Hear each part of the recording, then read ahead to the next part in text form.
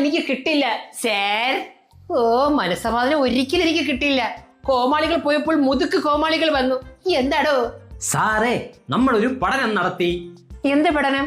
നല്ല ടീച്ചേഴ്സ് ഇല്ലാത്തത് കൊണ്ടാണ് കുട്ടികൾ സ്കൂളിലോട്ട് വരാത്തത്. ഓ, ഓക്കെ.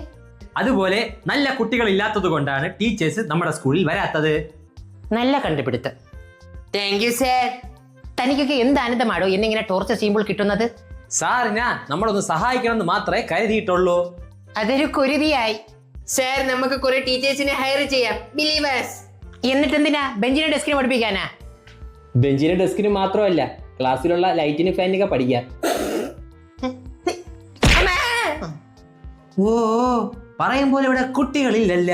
I C. എടോ, ഇതിലൂടെ ഞാൻ ആദ്യമേ പറഞ്ഞത്. എന്നാ സാറേ, നമ്മളെ കയ്യിൽ വേറൊരു ഐഡിയ ഉണ്ട്. പിള്ളേരെ ആകർഷിക്കാൻ വേണ്ടിയേ നമ്മുടെ സ്കൂളിൽ ഒരു എൻട്രൻസ് എക്സാം വയ്ക്കാം. എന്നിട്ട് പേഴ്സണൽ ഇന്റർവ്യൂ നടത്തി ഷോർട്ട് ലിസ്റ്റ് ചെയ്തിട്ട് അഡ്മിഷൻ കൊടുക്കാം.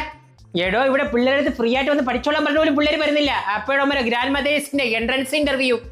എന്നാ പിന്നെ നമുക്ക് കോത്താരി കമ്മീഷൻ ഇംപ്ലിമെന്റ് ചെയ്യാം.